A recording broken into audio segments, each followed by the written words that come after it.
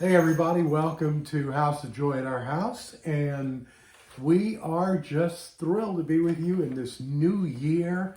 And if we haven't told you yet, Happy New Year, Happy 2022. And we believe that this is gonna be a year full of amazing things. God's gonna do tremendous stuff. Yeah, and we've been talking about what the Lord spoke to us in November, which is go to the mountain. Well, for me, that journey began in Genesis 22. Ooh. You know, where Abraham goes to Shechem, and in Genesis chapter 12, he goes and goes up to a mountain and he worships the Lord there, and the Lord speaks to him there. But where it really gets fun is in Genesis 22. This is the story in Genesis 22 where Abraham's faith is completely tested and he goes up to the mountain. And it says, now it came to pass after these things, Genesis 22:1, that God tested Abraham and said, Abraham, he said, here am I. And he said, take now your son, your only son Isaac, whom you love, and go to the land of Moriah and offer him there as a burnt offering on one of the mountains which I shall tell you. Wow. So God tells him to go to the mountain. Well, what do you think God's going to do there? It's just such a beautiful picture of what's going to be coming when God sends his only son to be sacrificed on a mountain. Yeah. But so Abraham, he takes wood and he puts it on his son's back. And his son carries the wood, such a picture of Jesus Christ carrying that cross on his back. And they go up to the mountain to do what? To worship. He goes up to the mountain to worship the Lord. You know, that's a special place with God. He is continually sending his servants up to the mountain to worship him. So he sends Abraham up to the mountain, and Abraham goes to worship. Right. Are you picking that up for me? Yeah, Thank you. yeah. Abraham goes up to the mountain to worship the Lord and actually show his faith by giving the thing that's the most precious to him. And that just really strikes me. You know, I've been reading a lot in Genesis, and that was one of the key things that you notice over and over about those who became patriarchs, was that they were willing to abandon their own plan, their own desires, and listen to the voice of the Lord. And so, you know, going up to the mountain is really a metaphor of going up to the place of sacrifice, of laying down your life, of listening to the Lord, of wanting to hear the Lord, a place of solitude and aloneness with God. You know, Jesus would always go up to the mountain to pray. And you know, Jesus eventually became the ultimate sacrifice on a mountain. You know, Yeah.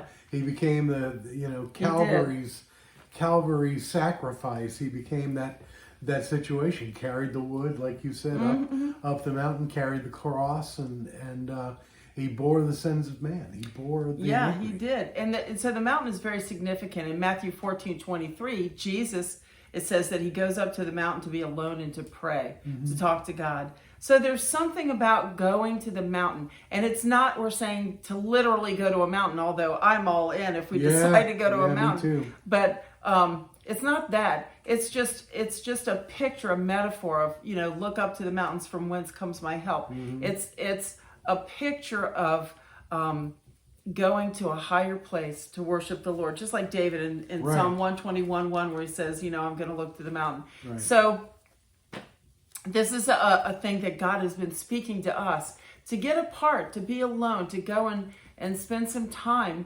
going to the mountain. And that's the thing that we've been sharing and preaching with our churches, is to go to the mountain. And you know, when you look through the scriptures, it's like the prophets would go up to the mountain to worship the Lord. Samuel would go up to the mountain. Think about when the prophets at Ramah would come down from the mountain, you know, worshiping the Lord. You know, it was always a place that God chose to send his people to get alone with him and to worship. And like I said, it doesn't mean that we're going to go up to a mountain. Those were pictures of what God was speaking to us in the New Testament. Now we go up to the mountain that's Calvary. That's the mountain that we go up to. You know, we go to the cross and we go and worship there. That's the mountain that God's always been pointing to, that Calvary. And so we're going to have a whole lot more to share about going to the mountain, about going to the cross of Jesus Christ, where he bore all of your sin, where he took away everything that's burdening you. You know, you can lose your burdens there, your drug addictions there. You can lose your sicknesses there, your diseases, but most importantly, you can lose your sin there. You know, you can go there and be washed clean. Leave it at the foot of the cross. Yeah, and be completely relieved of that. I remember when I got born again, I was so heavy with all the cares of the world and the burdens and the addictions and the sorrows and the regrets and everything that I was carrying, all the mistakes that I had made.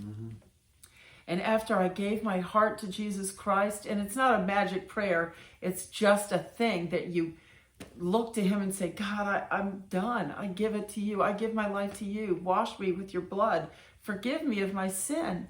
And so when that happened for me, Larry, I felt like I had just been just dipped in the cleaner or something. Like I came out like a new baby, completely clean and so light and so like, oh, I'm free. I'm free. And you know, we just finished up with Christmas. We just, you know, put up the tree today. Put the tree away, I should say. We didn't put it up, we put it away. And you know, there's a certain amount of Christmas that, you know, you've seen the old bumper, the old stickers, keep Christ in Christmas and all these things. But they're if you remember some of the lines of the Christmas carols, these should live with us through the year. And, you know, joy to the world, the Lord is come. And it reminds me of a scripture that the Lord gave you while we were away praying. And it was Isaiah 60. It says, arise, shine, for your light has come, and the glory of the Lord is risen upon you. Look at this. Behold, the darkness shall cover the earth, and deep darkness the people. But the Lord will arise over you, and his glory will be seen upon you. And the Gentiles shall come to your light, and kings to the brightness of your rising. You know, that's what happened in the story of Jesus in Luke chapter 2.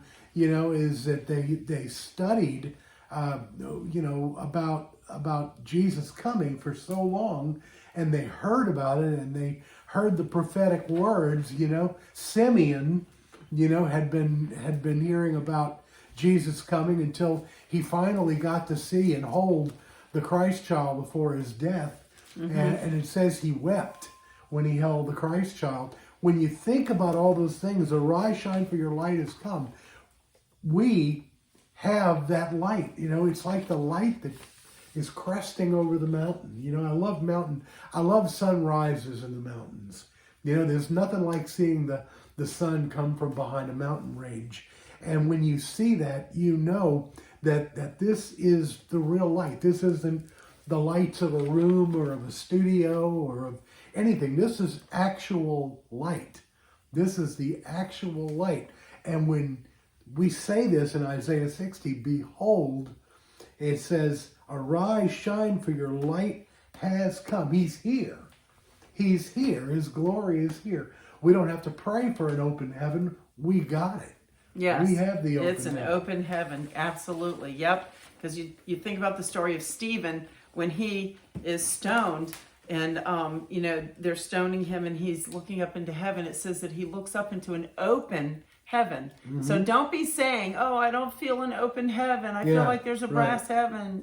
No. Heaven is open for business, baby. It's open today. And it never closes, all right? Yes, so, ma'am. So it's time for us to go, and we're going to keep talking about, you know, go to the mountain and what God's doing in 2022 and beyond.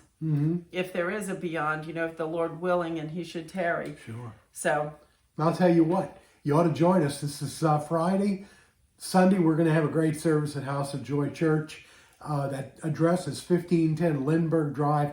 If you live in New Orleans, the Gulf Coast, north towards Hattiesburg, doesn't matter where you are, Poplarville, Pearl River, you know, Hattiesburg.